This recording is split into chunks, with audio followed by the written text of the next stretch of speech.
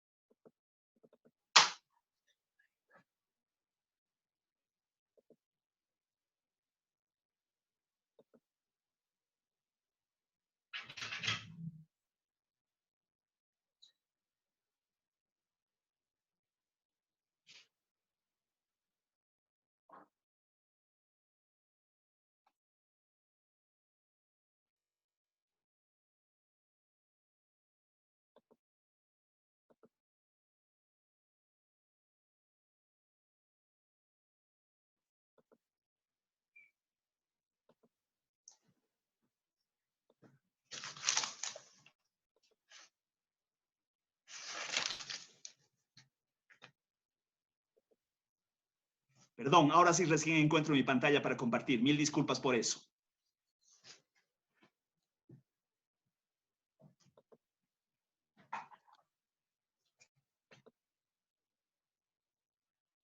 Por favor, me dicen si ya están viendo la pantalla compartida.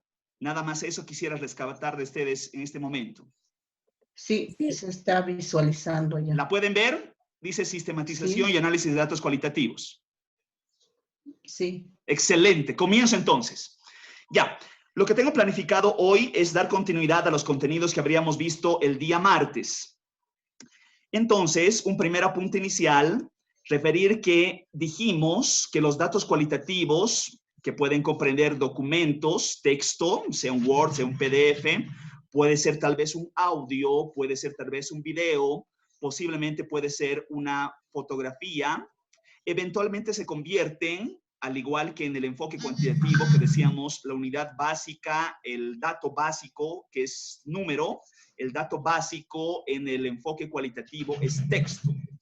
Entonces, estos textos inicialmente están desestructurados y requieren darse alguna forma, estructurarlos a través de la codificación, la categorización, codificación que habíamos visto el día martes y que todos hicieron bien en práctica en la actividad 1, tratando de generar ciertas categorías que nos permitan analizar la data, tratando de hallar ciertas recurrencias, ciertos patrones, ciertos aspectos que de pronto nos permiten entender mejor el fenómeno de estudio.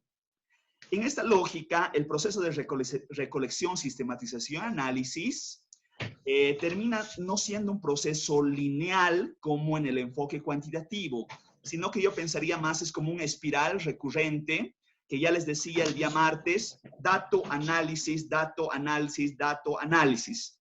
Recuerdan que yo les hacía referencia a algo que recomienda Sautou del tema del picotazo, de no tener 50 entrevistas y de pronto tener un mar de información y no saber por dónde comenzar y dónde terminar.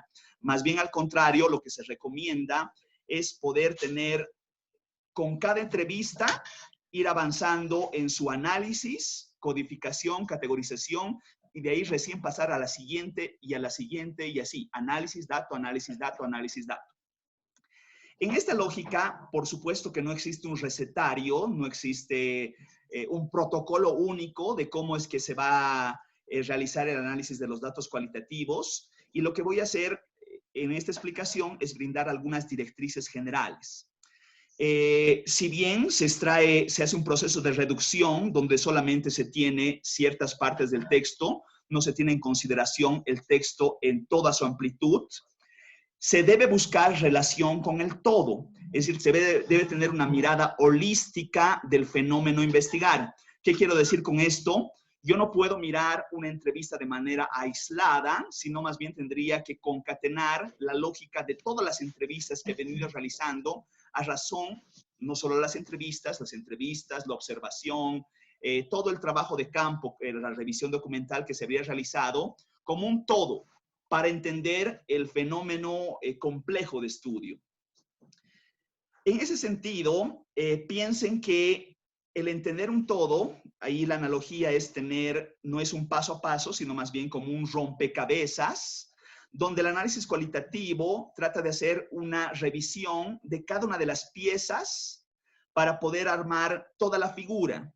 La lógica, otra vez la analogía, es muy similar a un rompecabezas, donde uno va articulando pieza a pieza para luego poder tener el entendimiento de toda la figura.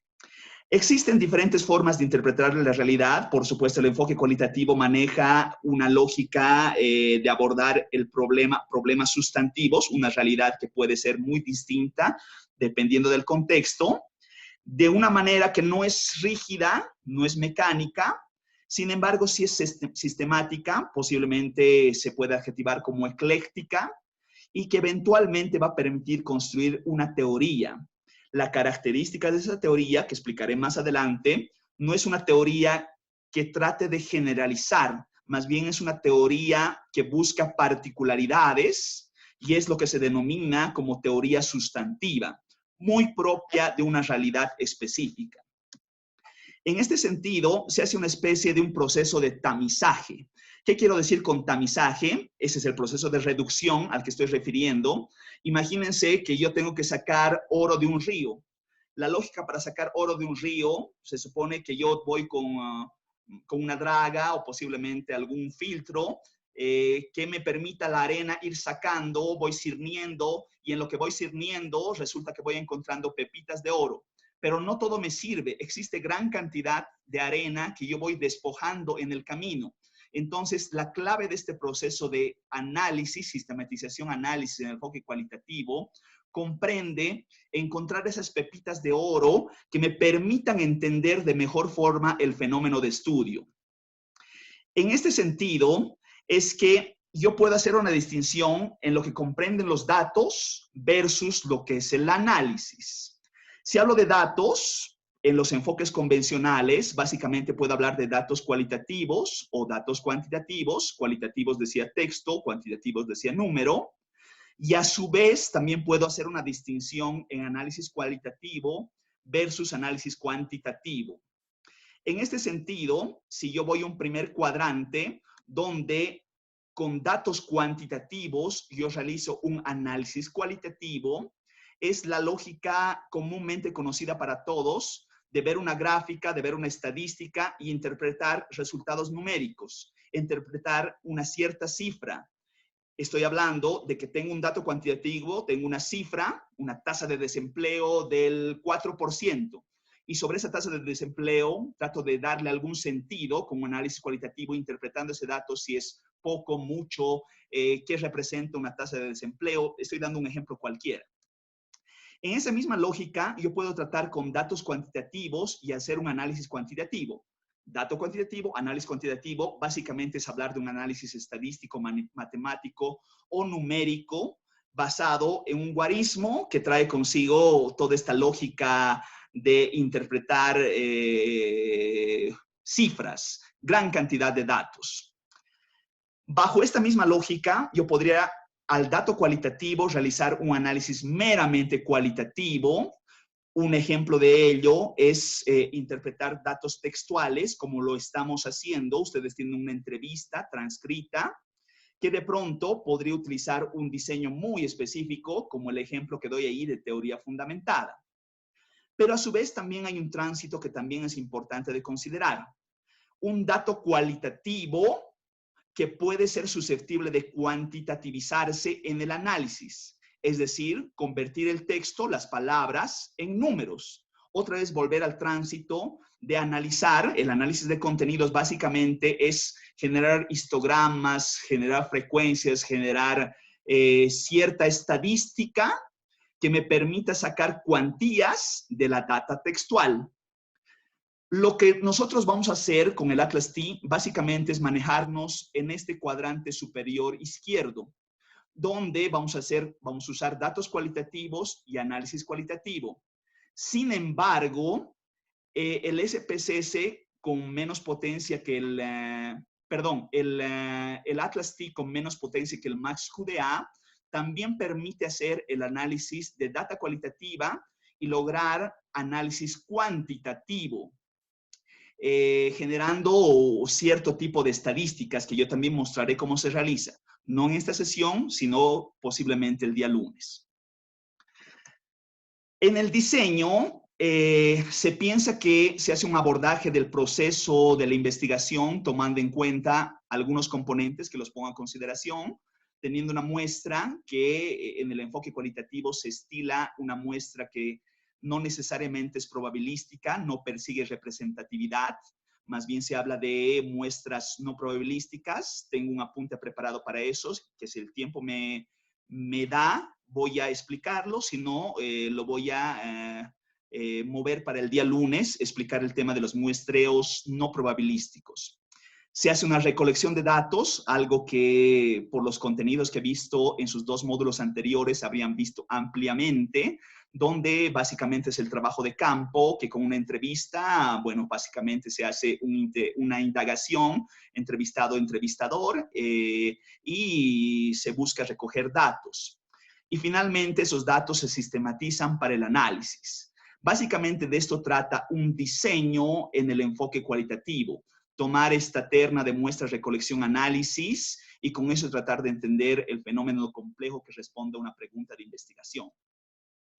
En este sentido, aquí les pongo algunos diseños, existen más que los que voy a poner en listado, pero de los más utilizados, puedo hablar de teoría fundamentada, puedo hablar de diseños etnográficos, puedo hablar de diseños narrativos, puedo referir diseños de investigación-acción, o algunos diseños fenomenológicos.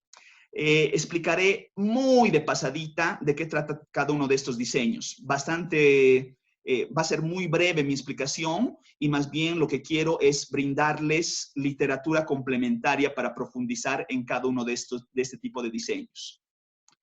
En esta lógica, la teoría fundamentada es un proceso inductivo porque decía, recuerdan la explicación que daba el día martes, donde yo empiezo del dato, no empiezo de una teoría, la data se sistematiza, se la analiza y vuelvo a rescatar el mismo dato, un nuevo dato, y así sucesivamente hasta tratar de procurar de generar una teoría fundamentada en datos.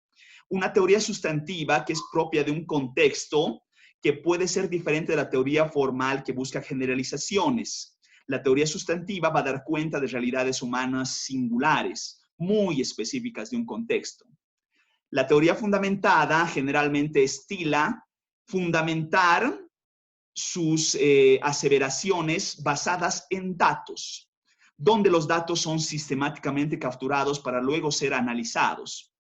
El programa Atlas T, preeminentemente más que cualquiera de los otros, está específicamente diseñado para hacer teoría fundamentada. De hecho, uno de los precursores del Atlas T son dos los creadores de la teoría fundamentada, el señor Barney Glaser y el señor Ansel Strauss. El señor Strauss fue bastante partícipe en las primeras versiones del programa Atlas T. Lo cual busca un entendimiento profundo de un fenómeno o problema social. En esta lógica, el método basa en 4 estrategias. Este es un convencionalismo, yo no pondría el número de 4, pero básicamente trae consigo los mismos componentes para construir teoría fundamentada, que es lograr un interrogatorio con ciertas preguntas detonantes que permitan una conceptualización inicial, muy en la esencia del ejemplo que les mostraba de la entrevista transcrita, donde básicamente a través de indagación directa, posiblemente una entrevista, observación o una revisión documental, se trata de saber qué es lo que pasa sobre un fenómeno específico. Se trata de establecer un estado de situación y plantear ciertas hipótesis que me permitan entender ese fenómeno. En esta lógica se van escogiendo las unidades de análisis a través de un muestreo teórico, muy en la esencia de lo que les decía la bola de nieve, que recaba una primera unidad de análisis que me deriva a la siguiente, a la siguiente, a la siguiente. Entonces yo secuencialmente voy recabando el dato, analizando, dato análisis, dato análisis, dato análisis, procurando una codificación sistemática, analizando categorías, básicamente estoy diciendo lo que estamos haciendo con el Atlas T, y una forma de analizar estas categorías es a través del método comparativo constante. Por favor, solamente pónganlo en paréntesis, si gustan pueden apuntar en sus notas qué es el método comparativo constante. Y yo explicaré con un ejemplo a detalle, porque es muy importante conocer cómo analizar en teoría fundamentada a través del Atlas T con el método comparativo constante, cómo en práctica se hace esto. En esta lógica, entonces, se maneja la información de manera sistemática, donde se logra la codificación de primer nivel, básicamente lo que ustedes han hecho en la actividad 1, generando categorías iniciales de análisis, y luego se procura un mayor entendimiento con una codificación de segundo nivel. En esta codificación de segundo nivel, lo que se hace es agrupar o ir dejando de lado algunas categorías que sean irrelevantes y se va generando conexión entre ellas. En algunos casos se procura hacer un entendimiento del todo a través de cierta representación gráfica, como puede ser una red semántica o un mapa conceptual. Básicamente, el ordenamiento que persigue uno de estos recursos gráficos es lograr un relacionamiento entre categorías que me permita tener una centralidad, cuál es el tópico que estoy tratando en mi investigación social. De esa centralidad, tratar de hallar algunos detonadores, si gustan pueden hablar de causalidades, posiblemente relacionar ciertas consecuencias, hablar de ciertas secuelas, posiblemente algunos hechos, algunas paradojas, y entre ellos, no todos estos tienen que estar presentes, pero sí deben relacionarse todos para un entendimiento de esta realidad compleja. A esto se conoce como el modelo de relación de categorías. Voy a explicar un poco más adelante de qué trata esto y de hecho en práctica, al momento de generar una red semántica, lo vamos a hacer con el Atlas T. El proceso concluye con la saturación teórica, donde se ha dado respuesta al problema de investigación y las unidades de análisis ya no aportan más información sobre esta realidad. Se sugiere hacer una triangulación de los datos, tratando de aplicar diferentes métodos en las unidades de análisis. ¿Qué quiero decir con esto? Que no solamente es conveniente hacer entrevistas, posiblemente se podrían hacer grupos focales, posiblemente se podría hacer alguna inducción a campo con una observación participante o también realizar una ampulosa revisión documental. Toda esta lógica me va a permitir tener un mejor conocimiento de la realidad y se sugiere tomar un apunte metodológico que luego permita el traslado, es decir, aplicar los mismos pasos que habría logrado, pero en otro contexto o posiblemente con otro tópico. Se dice que no existen transferencias perfectas, ya que no existen dos contextos idénticos. De todo esto que estoy hablando, voy a brindar literatura de complemento a razón de poder dar un mayor entendimiento a la teoría fundamentada. Rápidamente, los diseños etnográficos lo que hacen es analizar ideas, significados, conocimientos, prácticas, usos y costumbres en ciertos grupos, culturas o comunidades. Se verifica su historia, geografía, economía, educación, política, cultura, un gran etcétera, donde lo importante en los diseños etnográficos es tratar descripciones profundas que permitan una interpretación realmente muy detallada de la realidad en la cual se está abordando. En esta lógica también existen tipos de diseños etnográficos. Uno de ellos son los realistas, que recaban hechos de la manera más fidedigna posible para poder corroborar esta realidad. En algunos casos, los diseños etnográficos realistas se basan en cifras, se basan en estadísticas que nos permitan entender el fenómeno. Les voy a compartir un ejemplo de mujeres migrantes a España, donde si bien el detonante son las estadísticas de las migraciones de los últimos 10 años, sobre eso se hace una indagación profunda que trata de comprender mediante historias de vida cómo es que se habrían dado estas migraciones a España de países latinoamericanos. Bueno, básicamente ese estudio que les voy a compartir trata de relacionar condición de vida actual. Existen también los diseños etnográficos críticos que tratan de situaciones extremas o conflictivas. Por ejemplo, el que nosotros estamos viendo del bullying. el bullying en las escuelas, donde se pueden determinar algunos subtemas como abuso físico, abuso psicológico, entre otros tantos. La lógica básicamente es indagar en campo sobre el fenómeno de estudio a través de unidades de análisis clave, que, como decía, podría tratarse, como estamos hablando de la escuela, desde directores, profesores, alumnos, padres de familia. En esta lógica también existen los diseños clásicos, que básicamente tratan de explorar sobre culturas, estructuras sociales. El ejemplo básicamente de ver posiblemente alguna, no sé, alguna tribu, alguna comunidad alejada de la sociedad moderna y tratar los entendimientos de este tipo de grupo social. Los ejemplos que les tengo preparado para poder entender un poco más de qué tratan estos diseños etnográficos clásicos. No sé si conocen los estudios del señor Javier Albó, tienen mucho de esta esencia, sobre todo los primeros trabajos que él realizaba, donde básicamente es imbuirse dentro de una cultura para conocerla a mayor precisión. Ya me he dado el anuncio de que tengo 10 minutos para concluir, entonces voy a hablar un par de cositas más y quiero entrar a las consultas para luego retomar esto que estamos hablando. Les voy a compartir esta presentación y básicamente relacionar otros tipos de diseños. No creo que sea muy conveniente el entrar en detalle. Básicamente estoy haciendo solamente una revisión somera. Por ejemplo, hablar de la metaetnografía. También se habla de microetnografía, el diseño narrativo o posiblemente relacionar algunos otros tipos de diseño, como puede ser el fenomenológico, donde daré más precisión o posiblemente ya se ha visto con Abraham Herrera en sus módulos anteriores.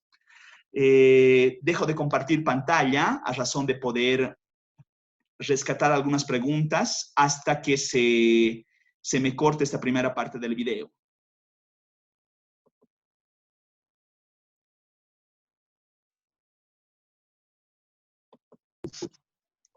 Aló, por favor. No sé si he ido muy rápido, si los he entreverado demasiado. Quisiera recibir cualquier comentario de parte de ustedes, por favor.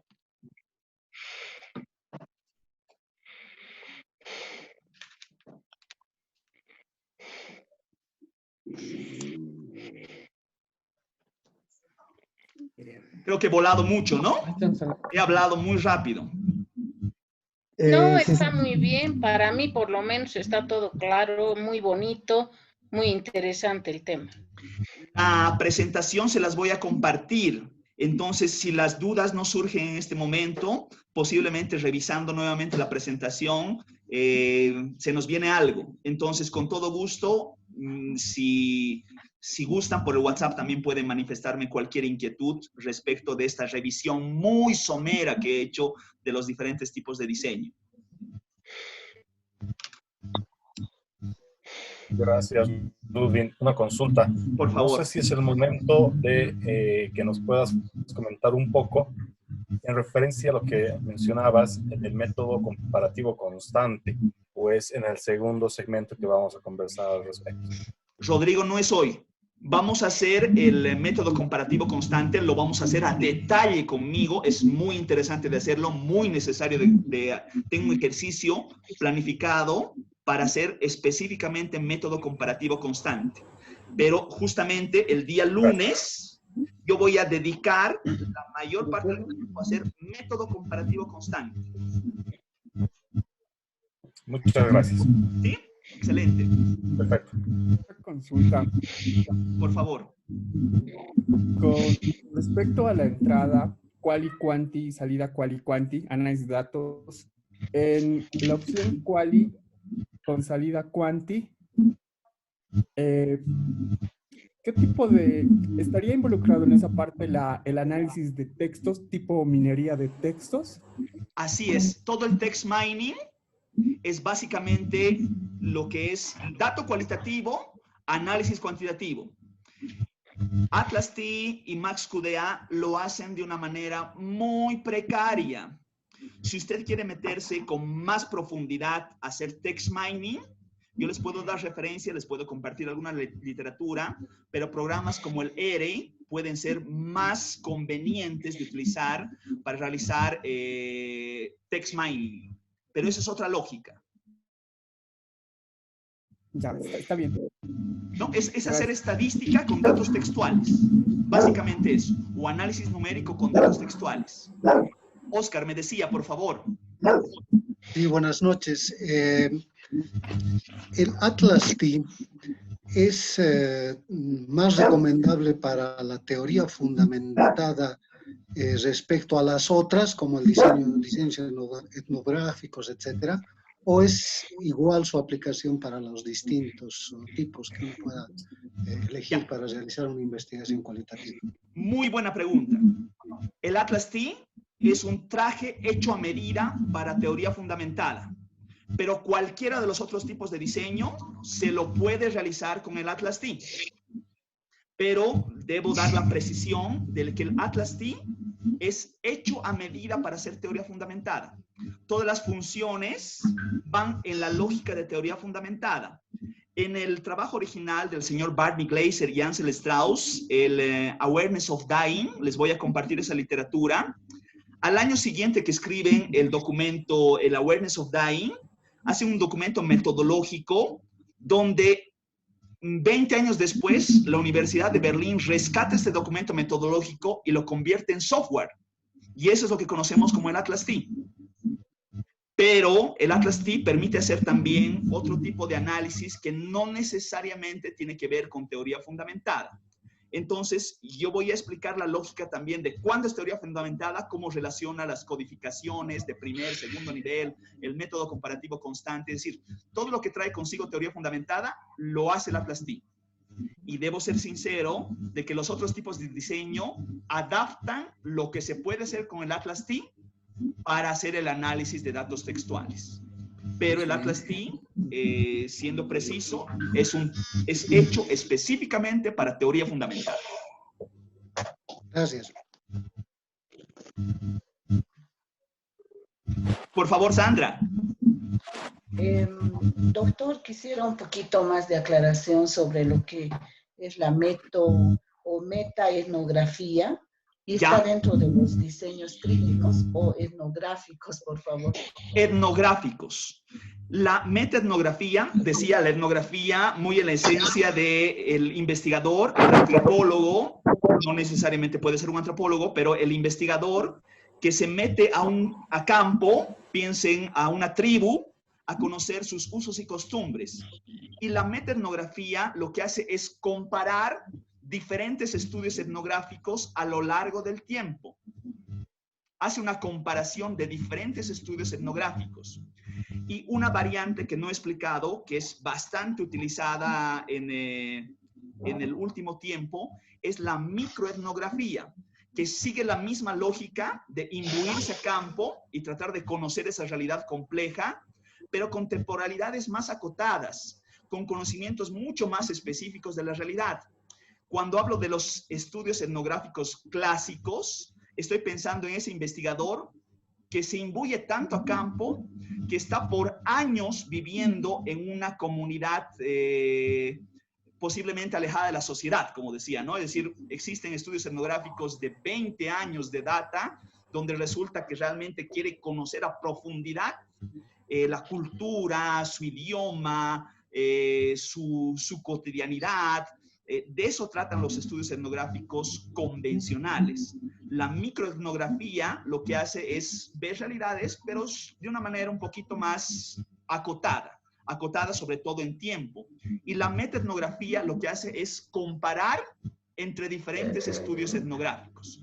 Les voy a compartir también una literatura específica de etnografía, al punto de que existe ahora etnografía de las redes sociales. Imagínense eso, ¿no? Es decir, ya no es el tema de imbuirse a campo, ver esa cultura de la persona con pluma y flecha, ¿no? Sino también existen ciertas culturas urbanas que pueden analizarse a través de conocer sus usos y costumbres, al punto de que la tecnología nos trae en ciertas prácticas que traen consigo grupos humanos que también pueden ser analizados mediante la etnografía.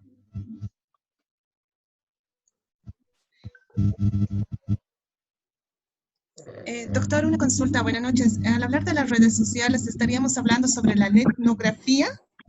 ¿Perdón? ¿Estaríamos hablando de la etnografía? No. ¿Ya? No, ¿Sobre el estudio de las redes sociales? No necesariamente. El punto es, ¿qué aspecto de la red social estaría analizando con su investigación? Si posiblemente está tratando de indagar en cierta interacción de una red social, de un grupo humano, pero a través del medio a través de una etnografía de ese grupo social, ahí sí podríamos hablar de un conocimiento en la misma lógica de estudiar a la tribu, ¿no? Pero es posible también con el análisis cualitativo, estudiar otros aspectos que vinculan la interacción con las redes sociales. Tengo un texto bien específico que explica con